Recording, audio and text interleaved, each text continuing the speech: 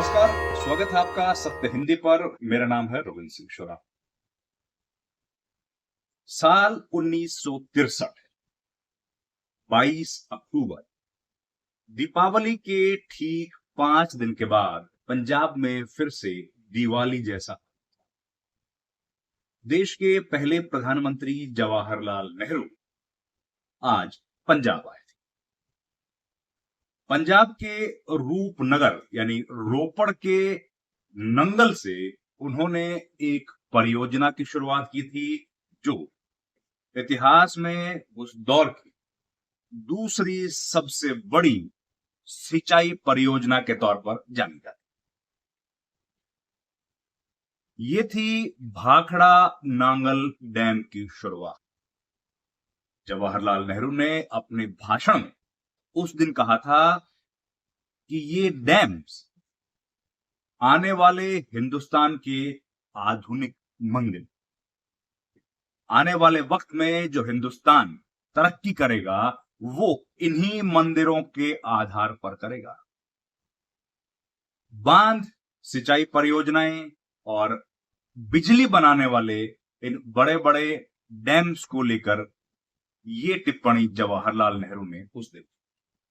तब शायद नेहरू को इस बात का अंदाजा नहीं रहा होगा कि आने वाले वक्त में ये डैम्स केवल बिजली नहीं बल्कि राजनेताओं के लिए राजनीतिक मुद्दे भी बनाएंगे। आज जब हम लोग 2025 में बैठे हैं तो ये एक राजनीतिक मुद्दा बन गया है। घटना क्या घटी मैं आपको तफसील से बताता हूं। 2 रोज पहले पंजाब के मुख्यमंत्री भगवंत सिंह मान ने एक वीडियो जारी किया और कहा कि हरियाणा को अब और पानी नहीं दिया जाए, क्योंकि हरियाणा के हिस्से का जो पानी है वो हरियाणा पहले ही उपयोग कर चुका और अब पंजाब के पास हरियाणा को देने के लिए एक बूंद भी एक्स्ट्रा पानी नहीं। तो ये बात जब हरियाणा के मुख्यमंत्री के पास पहुंची तो उन्होंने कहा कि ये गलत बयानी है और तथ्यों से परे, और इसी बात को लेकर हो गया विवाद शुरू। इसके बाद क्या घटना घटी कि जो भाखड़ा नांगल डैम है, जो मल्टीपल यूज करने वाला या मल्टीपर्पज एक डैम है, जिसे सिंचाई के लिए भी पानी जाता है, बिजली उत्पादन भी होता है, तो वो कंट्रोल उसका जो है वो है केंद्र सरकार के पास, मिनिस्ट्री ऑफ पावर। और वो जहां पर बना हुआ है वो जमीन वो है पंजाब के अधिकार क्षेत्र में, पंजाब प्रदेश में।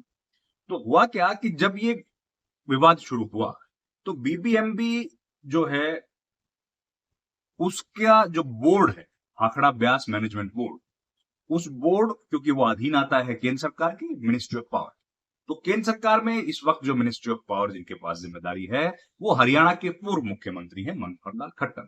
तो बीबीएमबी ने आनन फानन में एक बैठक बुलाई और बैठक बुलाने के बाद यह तय किया कि जो हरियाणा को पानी मिलता रहा है 8,500 क्यूसेक पानी, वो मिलता रहेगा। और पंजाब के मुख्यमंत्री ने जो बात कही है कि उसको घटाकर अब 4,000 या 4,500 क्यूसेक कर दिया जाएगा, जो कि जरूरी है पानी देना हरियाणा के लोगों के लिए, पीने के लिए पानी की जरूरत है, तो वो जरूरत इससे पूरी हो जाएगी और बाकी का जो पानी है वो नहीं दी। तो उस दिन ये फैसला किया गया, बीबीएमबी ने एक बैठक बुलाई और मेजोरिटी से यह तय किया कि पानी जितनी जरूरत है 8,500 जो क्यूसेक पानी दिया जाता है वो दिया जाए, ये तय कर लिया गया।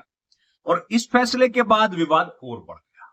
साथ ही बीबीएमबी ने जो वहां पर एक डायरेक्टर हैं जिनके रेगुलेशन जिनके तहत पानी की जिम्मेदारी है, आकाशदीप सिंह, उनको बदली कर, और वो पंजाब के इंजीनियर हैं, उनकी बदली कर दी और उनकी जगह हरियाणा के एक इंजीनियर को उस पद पर बिठा दिया।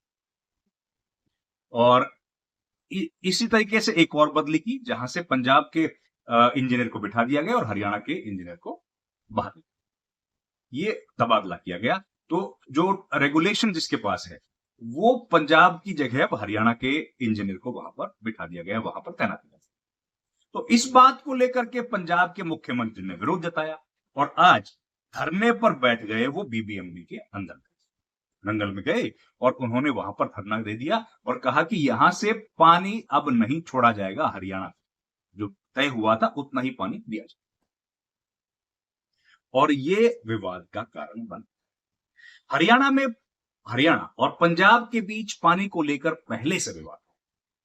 एसवाईएल आपने जरूर सुना होगा, सुप्रीम कोर्ट ने आदेश दे दिया हरियाणा के पक्ष में,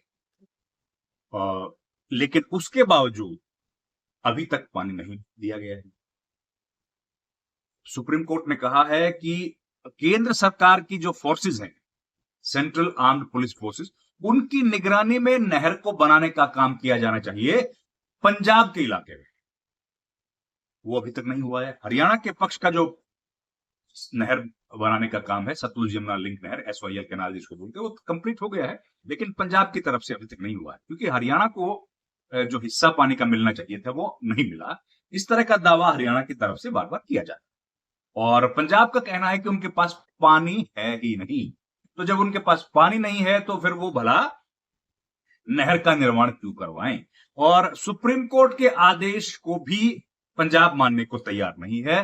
केंद्र सरकार भी पंजाब को ये आदेश मानने के लिए अभी तक बाध्य नहीं कर पाई। खैर, वो एक अलग विवाद है, वो विवाद पर कभी डिटेल में तफसील से दोबारा से आपसे बातचीत करेंगे। पर फिलहाल जो विवाद चल रहा है, मैं वापस उस पर लौटता हूं।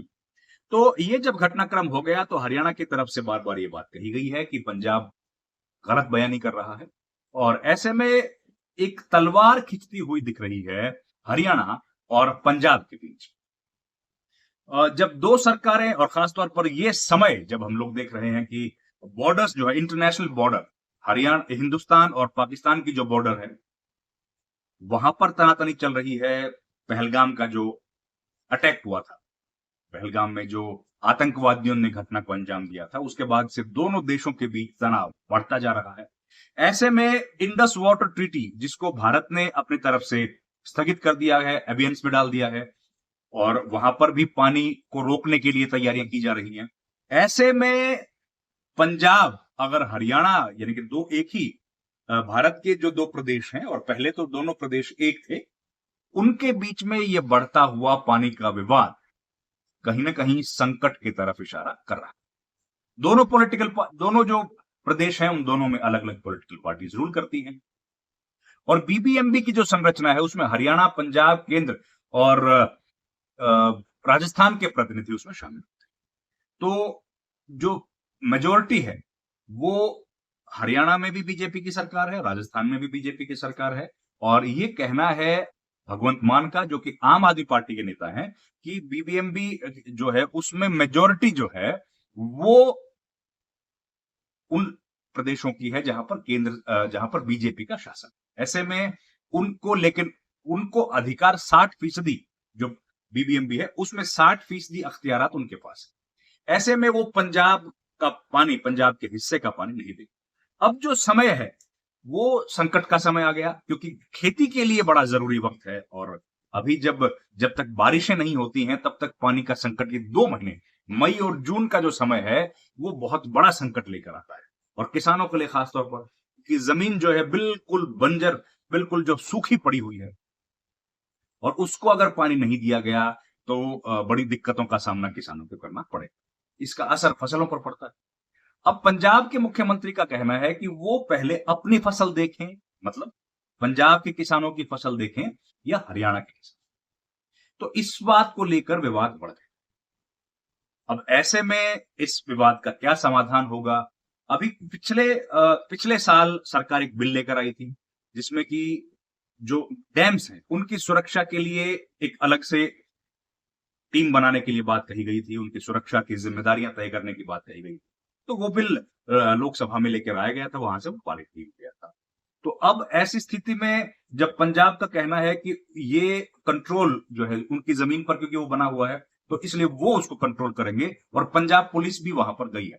हालांकि आधिकारिक तौर पर पंजाब पुलिस वहां पर इंटरफेयर नहीं कर सकती है, उनके पास कोई अधिकार नहीं है, कि वो जो प्रॉपर्टी है वो केंद्र सरकार की है। लेकिन यह विवाद लगातार बढ़ता जा रहा है। ऐसे में इस विवाद का क्या समाधान होगा?